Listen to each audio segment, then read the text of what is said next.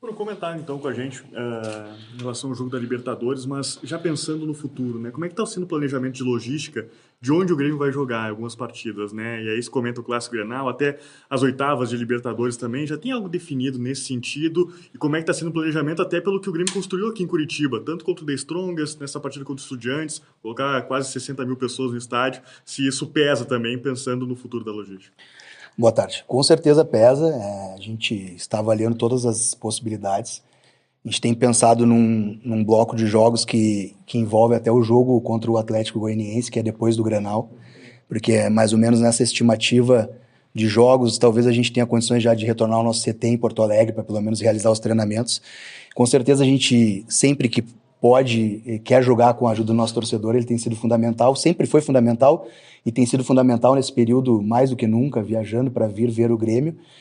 Mas realmente a gente tem que pensar na logística também, pois o Grêmio tem viagens longas e a gente tem que tentar colocar esses jogos também de uma forma que não desgaste tanto nossos jogadores, né? E a gente atingiu já o primeiro objetivo, que era a classificação na Libertadores, e aí joga esse problema da Libertadores mais para frente, para agosto, então dá tempo da gente pensar nessa parte da Libertadores com um pouco mais de calma e agora resolver essa questão do Campeonato Brasileiro. Bruno, o Grêmio, quando for estar priorizando a logística, tu já consegue confirmar para a gente onde vai ser, por exemplo, o jogo contra o Botafogo, o Clássico Grenal, esses próximos jogos vão ser priorizados pela logística ou vai sim ser colocado mais próximo do seu torcedor? Olha, a gente vai tentar fazer um misto das coisas, assim, esse jogo contra o Botafogo, a gente não tem a confirmação ainda oficial, mas a tendência é que ele seja num local em que facilite o deslocamento do Grêmio, mas o Clássico Grenal, por toda a sua importância, a gente quer mandar ele na região sul, perto do nosso torcedor, e dar esse carinho para nossa torcida, que sabe que ela vai nos apoiar muito no Grenal e vai invadir, qualquer que seja o destino, trazer essa mobilização para mais perto da nossa casa. Bruno, tudo bem? Boa tarde. Queria que você falasse especificamente sobre a questão agora de contratações também, que é algo que o torcedor sempre pede, né? O presidente já falou em 2 jogadores, o próprio Renato também. Dá para confirmar que é um meia, é um centroavante? Apareceu o nome do Léo Fernandes, por exemplo, é uma possibilidade?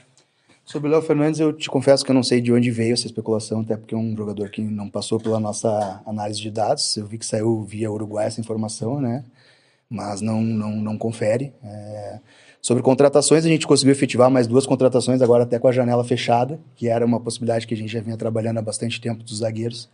2 zagueiros que são pedidos do Renato, jogadores nos quais ele confia, também foram avalizados pela direção.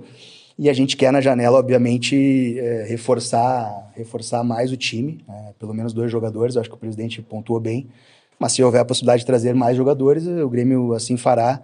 Mas isso, obviamente, há um monitoramento de todas as posições, mas a definição sobre esses investimentos, elas acontecem mais próximas da abertura da janela ali. Bruno, tem se falado muito sobre esse mando de campo para os Grenais, né? Para os 2 jogos, né? E tem se falado também sobre até o jogo contra o Botafogo. O Botafogo teria aberto mão do segundo jogo também, na sua casa. Como é que o Grêmio está vendo essa relação com o Inter nesse momento, né? Isso tem definido também onde vai ser o primeiro jogo, já que, pelo que se sabe, o Inter também não quer abrir mão de não jogar na sua casa e fazer em campo neutro?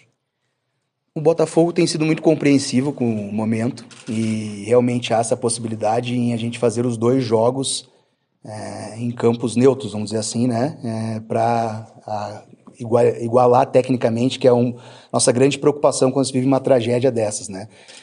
O Inter já não abriu mão do Grenal no segundo turno, e então não tem por que o Grêmio não fazer jus ao mando de campo e jogar perto da sua torcida, que é fundamental para um clássico Grenal, com todo o seu peso que tem o jogo, e a torcida mostrou, né? Impressionante.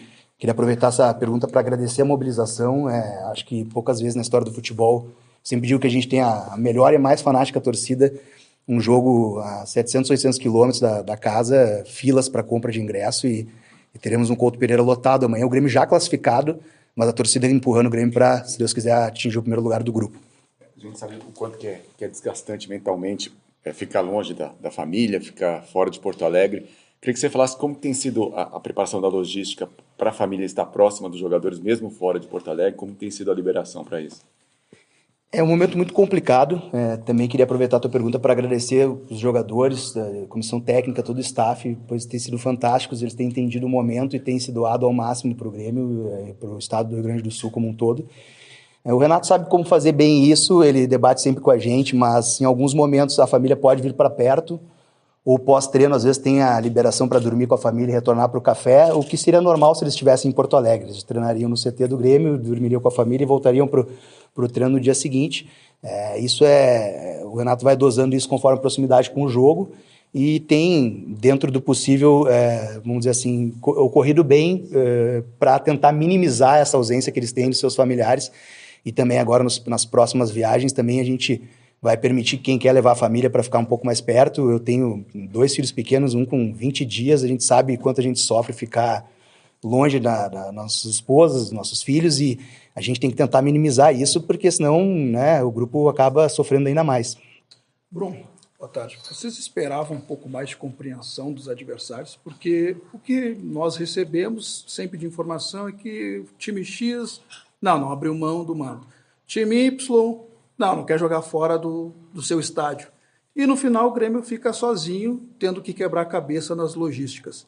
Internamente, ao lado do presidente e outros vices, vocês acabam botando a mão na consciência e, poxa, está faltando colaboração, ficou muito na teoria e na prática nada? Olha, Fabrício, cada clube tem a sua postura, né? A gente não concorda com alguns clubes, desde o momento da paralisação do campeonato, que isso foi muito discutido, né? Que estava dentro de Porto Alegre, eu não saí de Porto Alegre em nenhum momento, até porque a minha esposa estava quase ganhando bebê, eu tinha que ficar próximo, né? E a gente que estava vivendo aquilo ali, vendo aquelas cenas de horrores, talvez a gente não conseguia entender como o campeonato não tinha sido paralisado antes, né? Mas não cabe a mim julgar, eu acho que fica na consciência de cada um e a gente tem que lidar com mais essa dificuldade que, infelizmente, foi imposta para o Grêmio. E que bom que a gente conseguiu já superar esse primeiro desafio da Libertadores, que era fundamental para a sequência da temporada, para os objetivos do Grêmio, para os objetivos financeiros do clube também, né, de avançar numa competição dessa.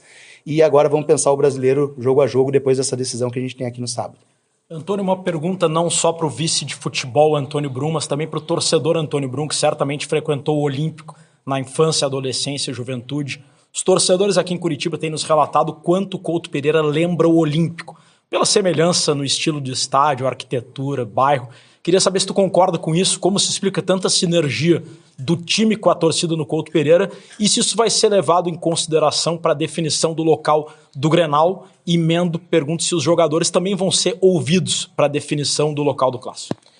Com certeza, sobre os jogadores, a gente muitas vezes debate com eles e nesse momento também debatemos já com eles sobre jogos que vão ocorrer, que já ocorreram. Eu morava no Menino Deus e ia a pé para o Olímpico ali, né? Tenho saudades do nosso velho casarão e é impressionante mesmo a semelhança. Eu acabei conhecendo o Couto Pereira no ano passado, quando o Grêmio visitou aqui o Curitiba pelo Campeonato Brasileiro. Num primeiro momento, a decisão de vir a Curitiba, porque tinham vários locais da região sul que o Grêmio tem torcida muito forte, além de Curitiba. No primeiro momento, essa decisão foi pela questão da Conmebol, liberar o Couto Pereira com uma facilidade maior do que outras possibilidades. O Grêmio tem torcida muito grande em Santa Catarina, no estado do Paraná e também no interior do estado do Rio Grande do Sul, né? E a sinergia acabou acontecendo desde o primeiro jogo, né? No momento em que a gente tinha dificuldade dos jogadores terem ficado um tempo sem jogar. E acho que isso pode contar a favor também para próximas definições. Foi uma cidade que nos acolheu muito bem, um estádio que nos acolheu muito bem. Aproveitar para agradecer também a direção do Curitiba por tudo que tem feito do Grêmio, a direção do Atlético Paranaense, que também nos cedeu o CT. Pode ser levado em conta essa sinergia e a torcida aderiu ali com essa semelhança toda ao Olímpico que tu bem mencionaste. Bruno, fala-se muito em contratações, mas a gente sabe que o Grêmio também tem essa sobrevivência financeira. Existe possibilidade de alguma saída do grupo do Grêmio? O Grêmio, historicamente, é um clube que tem que vender atletas, né? Não é só por essa situação que acabou complicando também um pouco mais financeiramente, o clube acaba gastando mais em deslocamentos, viagens, logísticas.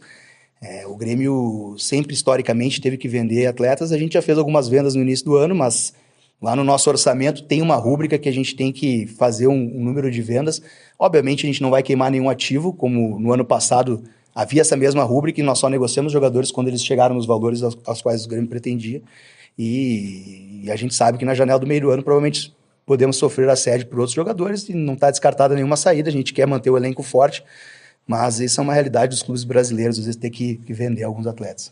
Bruno, você falou muito da torcida do Grêmio, de ter abraçado e, enfim, vai lotar o Couto Pereira mais uma vez.